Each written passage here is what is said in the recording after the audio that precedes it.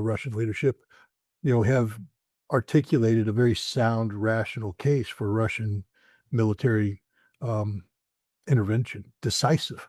Uh, I don't believe these people who speak of Russian military intervention are playing the game of, managed escalation. I think we're beyond that. The reason why we're where we're at, and I don't blame Vladimir Putin, he was a genius and he still is a genius. Um, he has been managing the escalation ladder um, in perfect form uh, because never once prior to this most recent era in this war did Ukraine pose an existential threat to the security of Russia. It was always the potential, but we know that the West has been articulating in favor of the strategic defeat of Russia since the beginning of the special military operation. We know this, and we know that they have been pushing Russia, pushing Russia, pushing Russia. Russia sets a red line; it gets crossed. Russia resets the red line; it gets crossed. Now, Russia uh, resets it for a reason because the crossing of the red line, um, was designed, was done by design to get a Russian overreaction, so that the West could mobilize support and solidify support on behalf of Ukraine. It was Russia's goal and objective to keep the West, um, you know, from being able to do that. So you don't overreact. You allow the red lines to be crossed because at the end of the day, it didn't change the ultimate calculation. Russia still prevailed on the battlefield. Well, Russia's still prevailing on the battlefield today. The Special Inspector General of Operation Atlantic Resolve has published a report recently. Just says Russia's dominating across the battlefield. So all those you know pro-Ukrainian social media platforms just stick it in your ear. The United States has spoken. And even that report, is very conservative in terms of, giving a lot of credit to Ukraine and NATO that simply isn't reflected by reality. But their conclusions are Russia maintains operational strategic dominance across the spectrum of this conflict. And that's what Russia has been seeking to do, to wear not just Ukraine down, but the collective West down through a war of attrition. And they're still succeeding. But what's happened is because Russia has allowed the collective West to cross red lines, they've crossed the ultimate red line. Because in the past, you always, as you said, the West always went, we want to avoid being able to be categorized as an active participant in the conflict. We always want to create that air of ambiguity. There's no more ambiguity. They're just straight up doing it, straight up saying it. And now we come to Sergei Karaganov. We probably should do a good job of introducing him to a Western audience.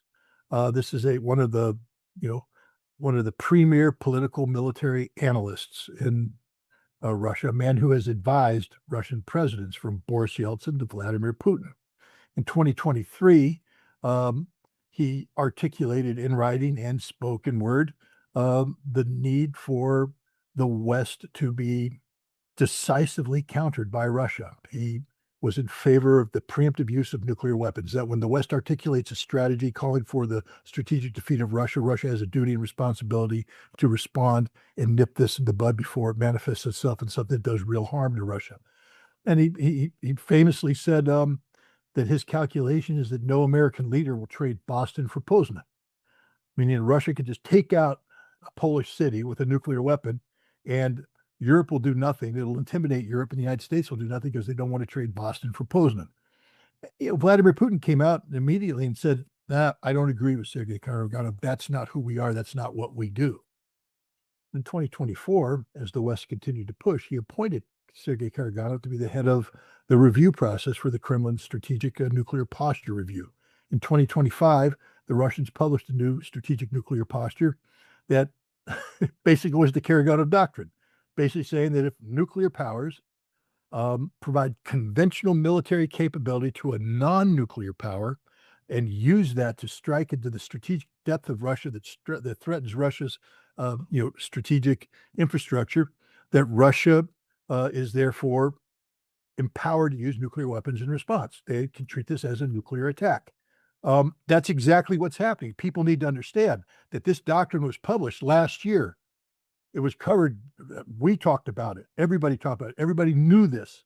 And yet the West is doing something now that is just flagrantly crosses that red line because they believe Russia is bluffing.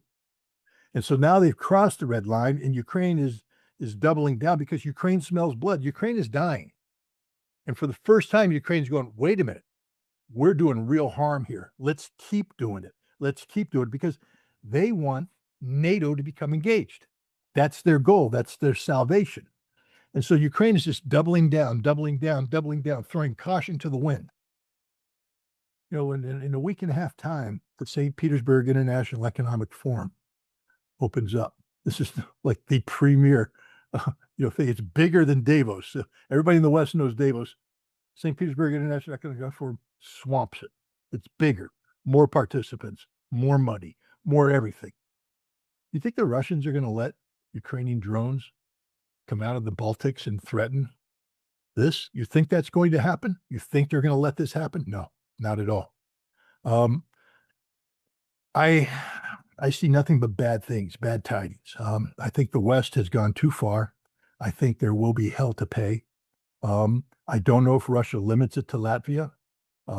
If I were the Russians, I wouldn't. I would take out the production facilities in England, in Germany, in Denmark, all identified production facilities associated with the FP5 and other drones. I would take out German companies involved in guidance and control, and I would even take out Ramstein. Maybe not. Maybe that's an American base, but I would threaten to take out Ramstein in a follow-on attack where the intelligence is gathered and disseminated. But the West has to be struck a blow, and I would eliminate Kiev once and for all. I think it's time to find out what a dozen Oreshniks can do to downtown Kiev. And I think it's time to show the Ukrainians that that's the fate of all of your cities if you want to continue this war. Russia, Vladimir Putin said on May 9th that he wants this war to wrap up. A lot of people went, oh, that's a sign of Russian weakness. Russia's willing. No, it's a sign of Russian recognition of their strength, and it's time to flex their muscles. The day of restraint, I believe, is over. I believe we're moving to a very dangerous period because now we get to answer the question of what will the United States do when Russia strikes a NATO country? How will Article 5 be treated? Yeah, I spoke to Karaganov last week, and he, on this program, and he was making the point that in the past he was representing a small minority who said it's time to retaliate directly against the Europeans, but now he says he represents the overwhelming majority. So he already had all this pressure building up on the Kremlin that they had to choose a different path. This dilemma: do they retaliate against NATO and risk going up the escalation ladder, or did they look the other way and again risk emboldening NATO? That they always went with the second option, but now the pressure was mounting so much, and just at this point when all this pressure is mounting on Putin to take a harder line, we see these massive drone attacks and just uncontrolled celebrations in Europe, and this is what's so concerning. It's as if they don't see what's coming next. I mean, they use all these terms like because bad for Russia, they think is good for us. Before you use this term that, the people online, the pro-Ukrainian bloggers or social media activists, it's not even pro-Ukrainian. These are the if Ukraine had implemented the Minsk agreement, done anything like this, which they always opposed, Ukraine will be intact now. This is these people are destroying Ukraine. It's quite insane. But my concern is what the Europeans are celebrating now, which is that they're having the attacks on Russia is having a growing impact on Russian security. And they seem to be making a significant dent in the Russian energy. Again, I'm not sure how much, but at least it seems to be enough to create problems for the Russians. And if this is the case, that means the Russians can't afford to look the other way anymore. I don't know, how are you assessing the attacks on the Russian energy security or energy? Because, I mean, this is the irony. We should be happy that we weren't making a dent. Once we start making a dent, the calculations they have to change, don't they, on the Russian side? Look, last November, I was in Moscow and I interviewed somebody affiliated with the Russian Duma, State Duma, involved in the committee on the protection of energy infrastructure from drone attacks. I'm sure it had a more Russian name than that, but he was on it, and I was surprised by the frankness of his conversation. I actually published it on the Russia House. I think many people ignored it at the time because it's people don't like to dig deep into fact-based reality. They like to live in their little fantasy worlds. I'm going to republish it and ask people to listen to it because it's important what he said at the time. He said that these attacks were taking place, but that the real damage done was minimal, that Russia was able to mitigate the damage and then repair the facilities and bring them back into order. So, the strategic impact was not, which is why, again, it's not that Karaganov's arguments became, uh, again, I don't believe Vladimir Putin responds to pressure from Sergei Karaganov or anybody else. That's not how the game plays. And I don't think Sergei Karaganov is promoting himself as a man who has intimidated Putin into changing his mind. Sergei Karaganov has taken a stance, and Vladimir Putin has said, no, the damage being done doesn't rate an overreaction. But now that damage equation has changed. It's not that Sergei Karaganov's arguments, that Putin's been pressured. Putin's a pragmatic guy, and he's looking at it. The damage being done now to Ukrainian energy infrastructure is real. And it's not easily mitigated and it's not easily repaired, meaning that when you do this damage, it's long term. And Russia can't afford long term damage. Um, again, there's things that happen in Russia that we're not aware of. And, I believe Russia, the idea that Russia operates on the margins is absurd. I believe Russia probably has strategic reserves just like everybody else. And I believe that they're able to ride this out because you see a lot of people talking about Russia's export volumes haven't dropped significantly, but the potential for, the production of, refined products for export is being impacted. And at some point in time, the reserves run out. And if you haven't brought this potential back up, you're going to have a gap and it's going to be meaningful.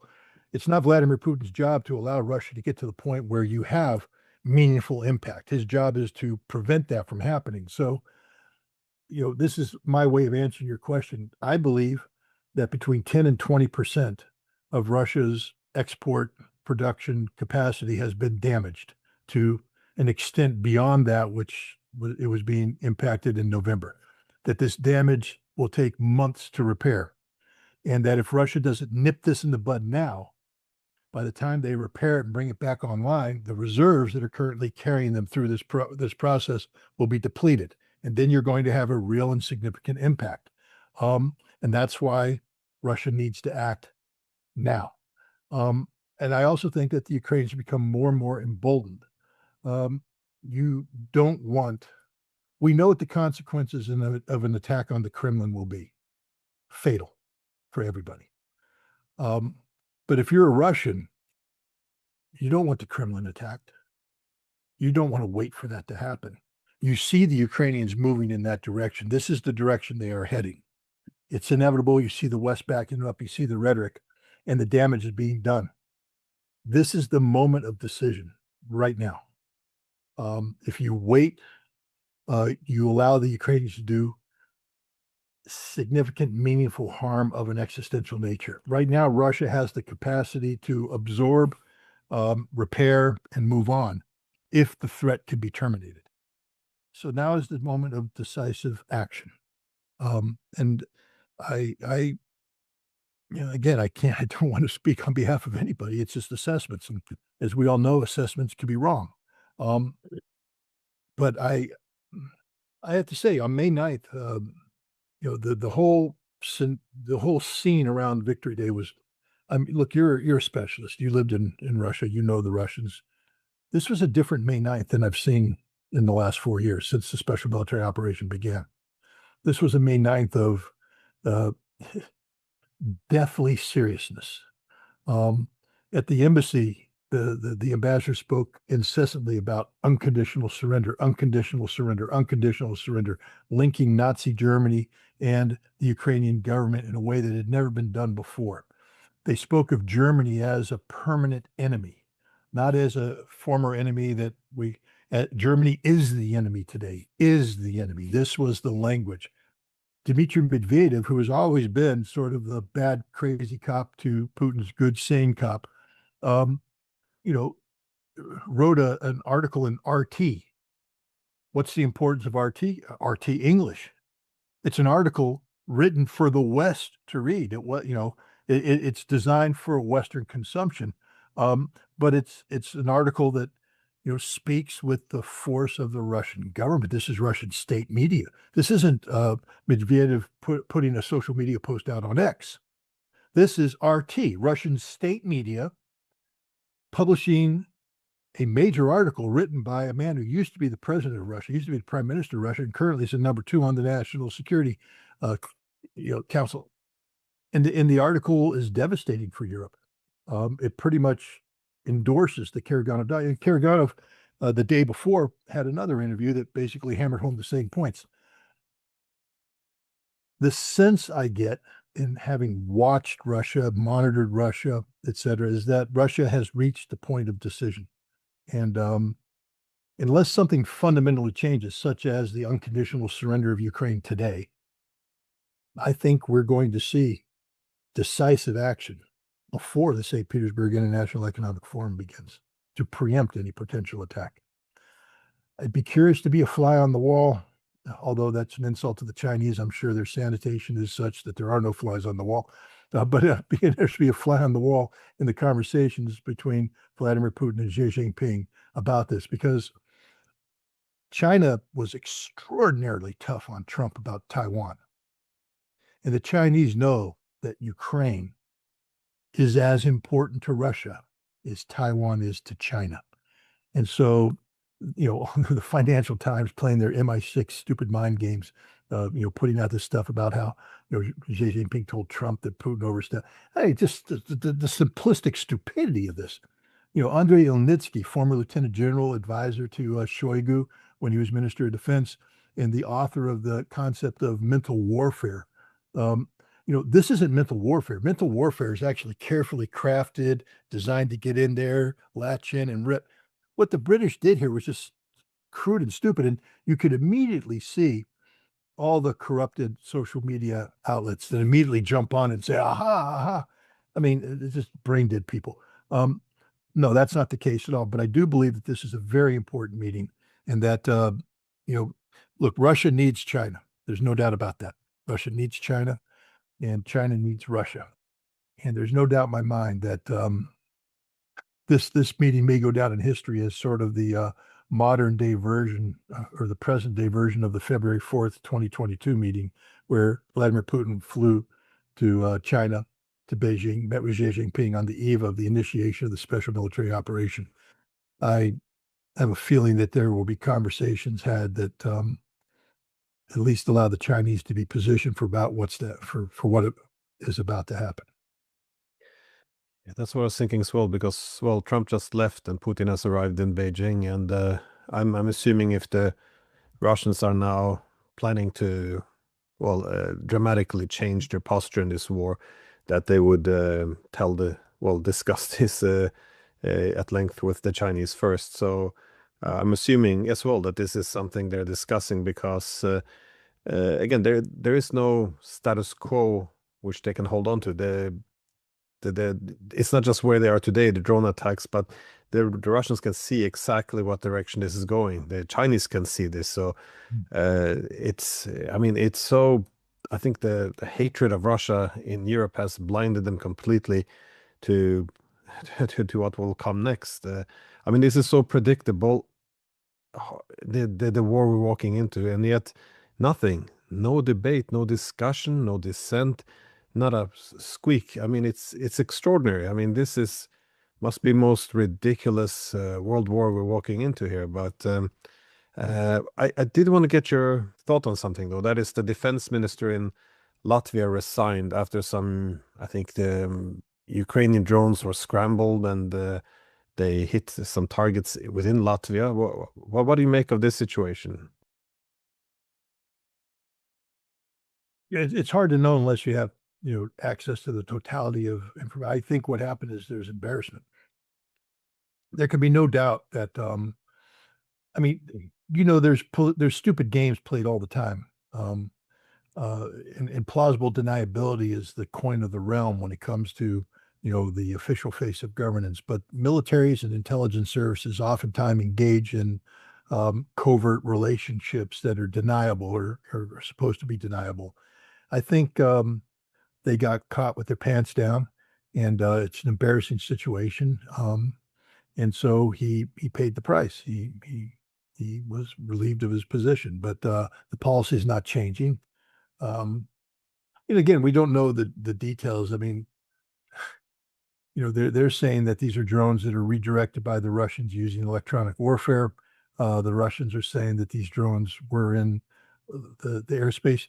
I think people have been tracking the drones and they see there's a definite Baltic corridor. So that's not an invention. That's not imagination. Whether the Russians were clever enough to take control of drones and target, you know, Baltic oil production is another thing. But again, if the Ukrainians weren't using a Baltic corridor, then the Russians wouldn't have to do this. Um, but I think what we're seeing here is that there are political ramifications for being caught in failed covert policy. Well, when the Russian Baltic coast was struck, the main argument was, well, they didn't use the Baltic airspace. This is Russian propaganda. But now we kind of turn the page on this because now they're saying, well, yes, well, they admitted that the Ukrainian drones over Estonia, Ukrainian drones over over Latvia, again, unavoidably so. Then also Russian drones over Lithuania. So they're recognizing now that they are using this corridor, but it appears that the new narrative is that, oh, we haven't permitted it and we oppose it. But again, it doesn't make any sense to me. Just want to point Yeah. out that, just as was the case when the CIA helped the Ukrainians try to attack Vladimir Putin in December of 2025 during his famous phone call with Donald Trump. Um, you know, drones are brought down intact, and the guidance package is recovered intact. And Russian intelligence is able to extract data that proves everything about the targeting. Um, And when the Ukrainians launch the amount of drones they do, yes, the Russians are shooting down a lot of drones, but we know that electronic warfare, for instance, if the Russians can take a drone and redirect it to a target, they can take a drone and land it. And there's no doubt in my mind that the Russians have recovered intact a number of these drones and have reverse engineered the guidance, and they understand exactly the path flown by the drones. And they also, by evaluating the data, can tell where the data came from, um, what intelligence sources were used, et cetera. So I believe the Russians have a very, very full picture of what's going on, which is why when Narishkin publishes, very pointed intelligence, I think we have to respect the fact that it's probably fact-based, not just rumor or speculation or disinformation. Well, just as they couldn't get more uh, reckless. So we see that out of Lithuania, they're making the comments that we should now put more pressure on the fortress Kaliningrad. And this is again the Kaliningrad, the enclave. It's stuck, and severed from the rest of the Russian Federation. But this still hosts a million Russian civilians. They also host nuclear weapons. But earlier on we had well, it's been a while now, but the U.S. General Donahue making the point that we can take Kaliningrad. Uh, all of this rhetoric is essentially about attacking Russia. I mean, how do you make sense of this? Because this is happening at the same time as the British now are trying to lead this naval group to confront the Russians. And I think it's quite predictable that they want to, if not put a full blockade, at least harass Russian ships in the Baltic Sea. So we see the escalation at every level. Do you see Kaliningrad possibly being a flashpoint, or I mean, there's so many possible flashpoints now, I guess.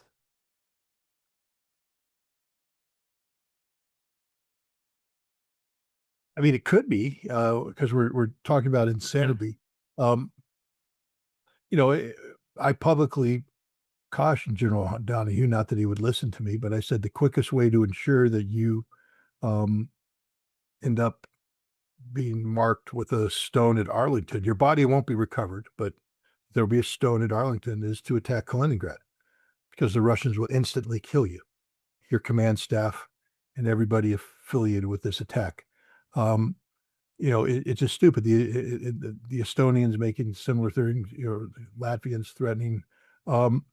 I tell you, the quickest way to make Kaliningrad not an enclave is to attack Kaliningrad, because we're going to see the Baltics become Russian again, and they'll become Russian overnight.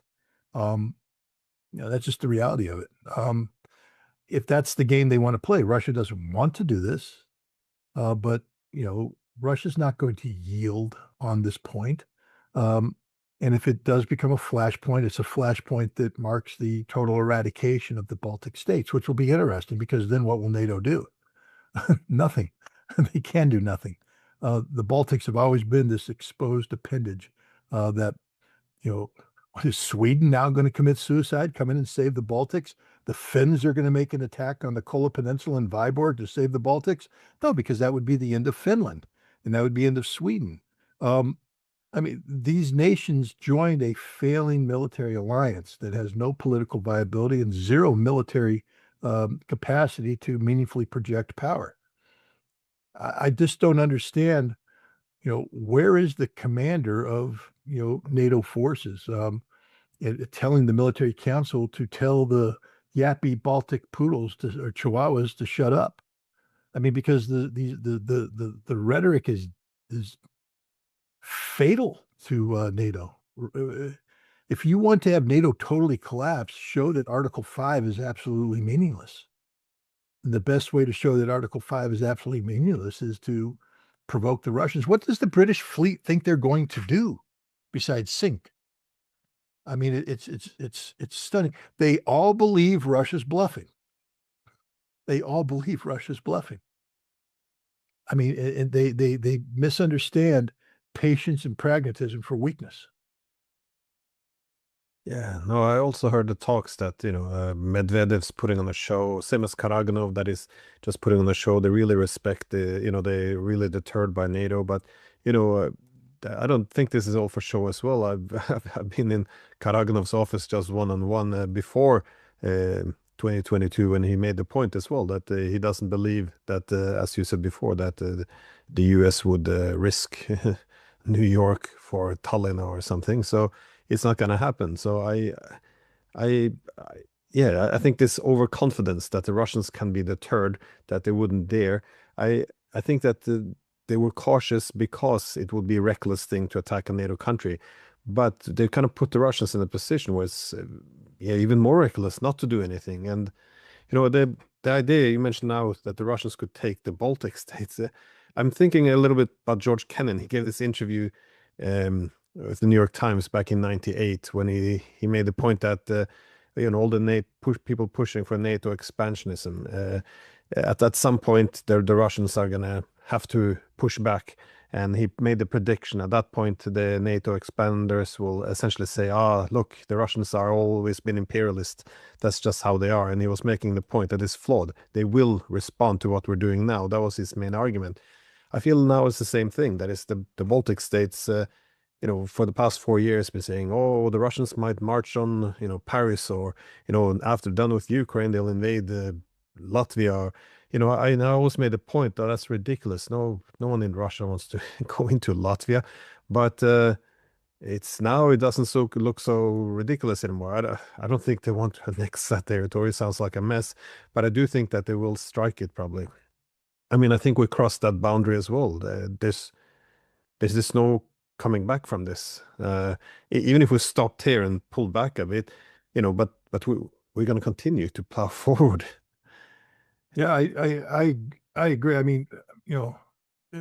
Which one of the republic is it? Estonia that has the large Russian population, or Latvia? I think they both have about a significant, I think 20%, or at least this is those countries, but they also have the strictest laws where the ethnic Russians or Russian speakers, they can't hold a government office. They don't get the voting rights, so they're kind of second-rate citizens. And the whole argument when they were joining NATO and the EU in 2004 was, oh, Russia should be happy because the EU and NATO stands for human rights. So now the Russians should be reassured that the Russian minority will get rights. But again, we're now 22 years later. There's no nothing has been done. They don't. Yeah, so yeah, no, I think well, there's a higher concentration, I think, in a specific region in Estonia. So if they would at Narva, but yeah. I just think that, they should study the history of the special military operation and understand the difference between Rossi and Rosain, and between Slavic Russian people and the Russian nation, and understand that in Estonia, it's both Rosain and Rosia, and you're playing with fire. I mean, you're giving the Russians the excuse to do something that otherwise they wouldn't do. Um, yeah, again, I'm nervous. I don't know about you. I'm a little nervous. I don't want to test Karaganov's thesis. I don't want to test it because um, I know the outcome. I believe Karaganov's right that the United States will not sacrifice Boston or New York for Poznan or another city. But the United States can't allow Russia to create a new paradigm of nuclear deterrence where you have one power not only possessing nuclear weapons, but having demonstrated the capacity to use nuclear weapons. The other power can't sit there passively and to be the same way. They must use nuclear weapons too. And then the United States now has carte blanche to use nuclear weapons against Iran. And we will, because the precedent has been set by Russia.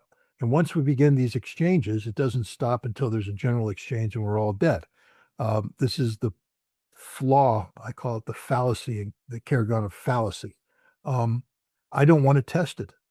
I mean, Sergei Karaganov is a man I respect. I'm sure you respect him as well. His intellectual capacity is uh, is prodigious and somewhat intimidating sometimes. So, I don't want to claim that I'm smarter than he is, but on the issue of nuclear war, nuclear weapons, I am experienced. And my gut feeling, and as a experienced analyst, you sort of go with your gut feeling on occasion, is that there's no containing nuclear weapons once they're used. Once they're used, whether it takes months, years, a decade, eventually we're going to have a general nuclear exchange that takes out all of humanity. And I'd prefer that not to happen. Which means I'd prefer no Russian conventional strikes. I'd prefer peace. I'd prefer sanity, rational. But the West is basically punted on that one. So here we are. Yeah, and I always make that point as well. What's going to kill us all is the delusion of escalation control. Once we do what we're doing now, the belief that, well, we can just escalate a little bit more. If the Russians don't care for it, maybe we'll take a little step back and then push forward again. It's I think this is the dangerous delusion. We're going to lose very quickly control over this, and that should be the lesson of Iran as well. By the way, that you can't go back to status quo essentially. Marco Rubio needs to learn that lesson. But because he said, I wish we could go back to this. Barbara Tuchman's book, uh, uh, was it March of Folly that she wrote, or August, I think March of Folly, about basically the summer of 1914. Nobody believed that they all believed it was containable, that it wasn't, that you just have a little conflict with Serbia. It wasn't going to be a big deal. Don't worry about it. Next thing you know, you have a world war, just got out of control. And I think that's where we're at right now. I mean, Trump's in desperate, one of the problems we have here is that Trump is not a rational actor. And he's already been humiliated by Iran. Can he really withstand another humiliation? Um, you know, again, these these are theses I don't want tested. I don't want to test these. So, but unfortunately, I think we're going to test them. Well, so you assume it's very likely, if not guaranteed now, that the Russians will retaliate. How do you see them going up this escalation ladder? Will they go with incrementalism or go in hard essentially? Because they could do something from plausible deniability, that is sending in Ukrainian drones. They're essentially down before they can do a conventional strike. I mean, they can do I don't think a tactical nuke is, that would be far up the escalation ladder. But how do you see them retaliating, or what would you expect? I mean, there's no Russian playbook, as people say, so that is not necessarily one thing that's true. But what do you think might be possible escalation strategies? I believe that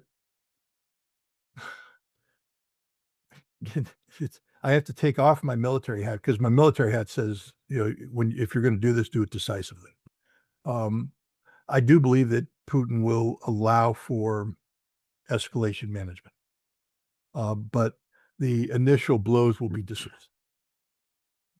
I think that Kiev will be eliminated, and Bankova, and I believe that a Baltic state will be struck decisively. You hear the rhetoric. The decision-making centers have already been identified. So I believe that an example will be set of a Baltic state, a decisive example. And then I think there will be, very little wiggle room, meaning that zero tolerance for Western retaliation. Any effort Western retaliation will bring the full weight of a Russian military response. But I do believe that, I don't believe German factories are going to be hit in the first wave. I don't believe, UK factories. I think that will be left for, follow-on wave if necessary. But I do think that Russia will have to put a marker down, and that it won't be just one or two attacks. I think if they hit a Baltic state, they will eliminate the Baltic state, because you have to send a signal. You have to say, there before the grace of God go you. This is the future of Germany. And I do think that it's time for Oreshnik to be unveiled in all of its awful, horrific reality. No single attacks anymore.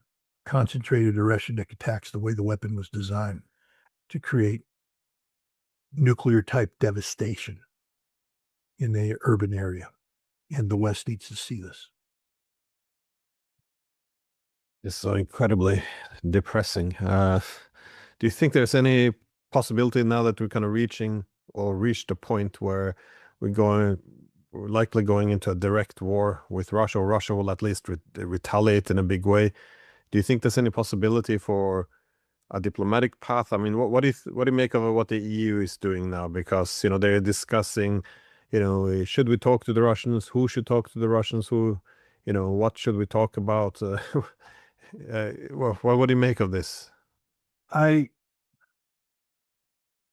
don't see any hope in the EU in the short term maturing to the degree necessary for diplomatic intervention to be meaningful at this stage. Because at the same time they're speaking of diplomatic intervention, their militaries are talking about war. You need to shut down the war. I do believe that China provides a very important diplomatic possibility, that China, after Putin leaves, China will be able to contact Trump, because there is connectivity there.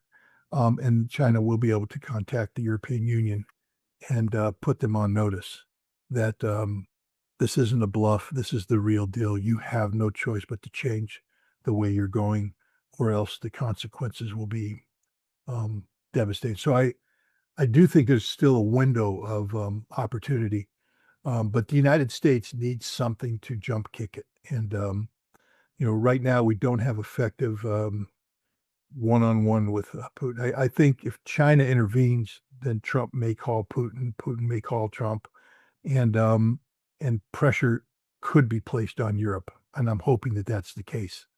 I'm hoping the United States puts Europe on notice that if they continue down this path, the United States will not be there for them. That this is their problem and they need to stop this right now. And the United States also needs to basically tell Ukraine, it's over, it's finished, you're done.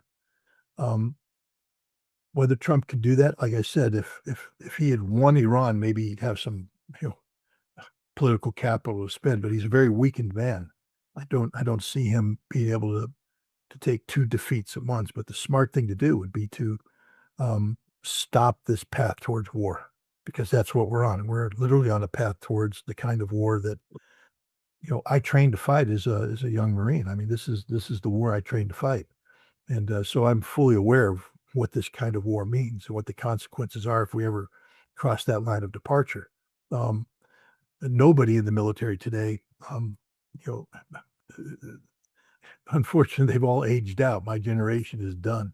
Um, you know, but we don't have, if there's any, we don't have any real Cold Warriors left. Um, so they don't know what the Cold War was. They don't know what the Soviet Union was. They don't know what it was like to be prepared to, fight large scale ground combat in Europe that involved nuclear weapons. We're getting ready to experience that today. And I just wish people would listen. Yeah, it's kind of sad that seemingly the only thing that can stop a war now is Trump calling the Europeans and telling them, if you decide to continue this, escalate the war in Russia, you're on your own. They will hit back, and we're not going to help you. I mean, if the future of the world is in the hands of Trump, we might all be, yeah, more or less screwed already. This is, I wish we had some more responsible people. That goes for the Europeans as well. He mentioned the crazy Baltic states. I mean, this was the main idea, I think, in 2022. That is, once they decided, okay, we will essentially boycott diplomacy, we will make weapons will be the path to peace. That's when the EU thought it was a great idea to hand over the car keys to the most radical elements. That is, Kaja Kallas, for example, out of Estonia. I mean, it's very hard to walk this back and suddenly demand common sense out of her. So no, I don't know. I'm not very optimistic anymore. But yeah, I haven't packed my bags yet. But it seems like we're getting pretty close now. So it's it's very, yeah, again, so depressing. We ended up here, and you don't get the impression, or do you get the impression there's someone in Europe though who's understanding the severity of this situation? Because all I see is applause in the media. Oh, look how much, how bad they hit the Russians. Yeah, we're winning. Ukraine is winning, and nobody ever defined what exactly does winning mean in a war against the world's largest nuclear power. Who considers this to be an existential threat? No one. There's no discussions. Just this ridiculous tribalism. The idea that, oh, if they're losing, that means we're winning. This is the extent of their logic. It would be like a goal of defeating America with a drone warfare out of Mexico. Like, you don't want to win this war. You don't want to bring too much pain. It's suicide. But yeah, here we are. Anyways, any final thoughts? No, I mean, I'm not religious, but pray for peace. Pray for something. Hope something happens. But also keep doing what you're doing, Glenn, because you are, um, the interviews you have a meaningful impact. I take a look at you're interviewing the right people, you're asking the right questions, you're getting the right conversations, and and it's resonating across the intellectual uh, aspect of the World Wide Web.